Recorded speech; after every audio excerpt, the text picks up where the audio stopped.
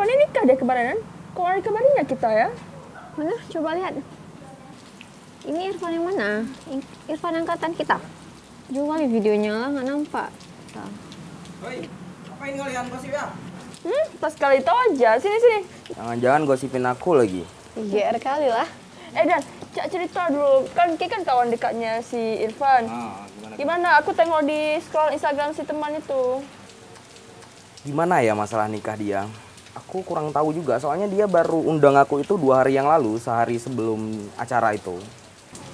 Berarti Ki datang acara nikahnya dia ya? Ya datanglah, kan diundang. Kok nggak di-upload di IG? Tahu lah, lagi kering. Ke kampus nih kan mau cari koneksi wifi gratis. Ya udah ada fotonya nggak? Mau lihat dong. Ntar ya, lihat dulu. Ada nih, satu. Satu aja sih. Bukannya sama pacarnya si Mia tuh dia nikah? Bukan, sama Mia kan setahu aku dia udah selesai setahun yang lalu. Jadi nggak lama setelah dia sama Mia, dia kayak ada ikut ta'aruf gitu. Aku juga kurang tahu ta'aruf gimana. Lama dia ikut sampai berkali-kali gitu. Kalau dia lihat kan muka istrinya kan kayak anak-anak maba gitu ya. Sekarang lagi musim kali kayak gitu ya. Masih muda udah nikah. Ish. Biasa sih. Kan kalau kita nengok di artis-artis Instagram itu kan enak kali hidupnya. Udah dapat suami ganteng, anaknya unyu-unyu. Aku punya kalau ada yang halal ini sekarang. Langsung aku juga mau dong. Sama aku aja, mau nggak?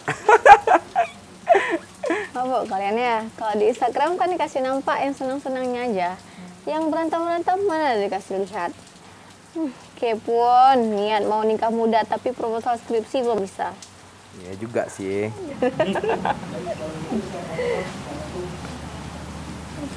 Pak. Bang, yuk. Pak, Ini Asri sama Bian yang mau konsul ya? Iya, Prof. Ayo masuk. Apain kalian? Konsul apa? mau konsul di skripsi lah. Ikut lah. Mungkin ada bahan. Ya nggak ada sih. Boleh kan Prof ikut? Boleh, Biar rame aja. boleh. Makin rame kan makin banyak pikiran, makin banyak ide. Ayo. Baik. Oke, Prof.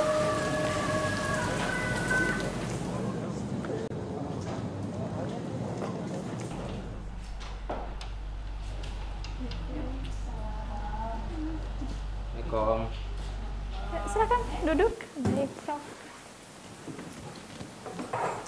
Nih, pas sekali juga ada Bu Raudah nih. Jadi Bu Raudah ini dosen psikologi, seorang psikolog juga. Jadi kita nanti juga bisa tanya-tanya, siapa tahu judul skripsi kalian juga ada kaitannya dengan psikologi. Jadi ini Asri, Bian mau konsultasi skripsi nih Bu Raudah. Kalau Dana cuman mau dengar-dengar aja katanya. Tuh. Ini rencana mau nulis tentang apa nih? Kalau misalnya tentang nikah muda gimana ya, Prof? Karena kan sekarang lagi hits kali nih sama orang-orang nikah muda. Terus lagi booming kali tentang ta'aruf gitu, Prof. Iya, Prof. Pada lagi viral semua. Sebenarnya gimana sih konsep nikah lewat ta'aruf itu, Prof?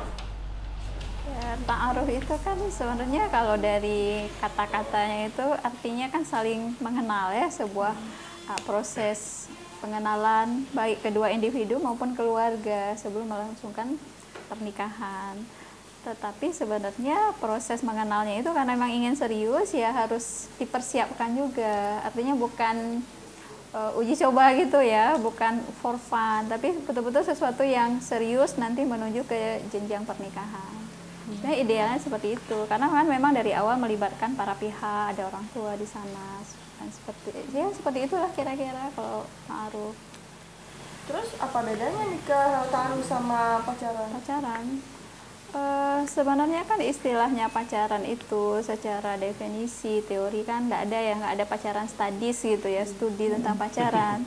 Tapi dalam semua budaya dan kehidupan sosial masyarakat di dunia itu ada mungkin dating namanya kan, perkenalan atau yang ada yang menerjemahkan berkencan. Jadi pacaran itu ekstrimnya itu jauh sekali, dari yang mulai tidak begitu dekat kenal sampai yang kenal dekat sekali dan berinteraksi secara dekat itu masih dalam satu konsep pacaran namanya, seperti itu kan. Tapi kalau misalnya ta'aruf itu tadi sudah lebih kepada ini pelibatan para pihak yang memang nanti mengarahnya serius ke pernikahan. Tapi moga kedua ini jangan dicampur aduk gitu kan. Seolah-olah ini sebenarnya berpacaran tapi menggunakan istilah ta'aruf ya. Karena pada prinsipnya itu memang beda. Dalam pelaksanaannya juga seperti itu. Ya, karena kalau misalnya kita bicara pernikahan kan tidak serta-merta ya, tidak semudah membalikkan telapak tangan, banyak sekali persiapan-persiapan yang harus dilakukan ya. Nah, Bu Roda ini paling tahu, soalnya banyak kajian-kajian Bu Roda yang terkait dengan pernikahan ya, Bu Roda ya. Ya, mungkin di antara persiapan-persiapan yang perlu dilakukan, pastinya salah satunya itu berhubungan dengan persiapan psikologis itu ya. Iya kan Bu Roda? Iya, betul sekali. Jadi banyak hal yang harus dipersiapkan sebelum menikah. Seperti kesiapan emosi. Nah, kesiapan emosi di sini ada dua. Kesiapan dalam hal kemampuan empati. Kemampuan empati ini terkait dengan kesiapan psikologis masing-masing individu itu untuk memahami perbedaan. Pastinya akan ada perbedaan-perbedaan di dalam rumah tangga.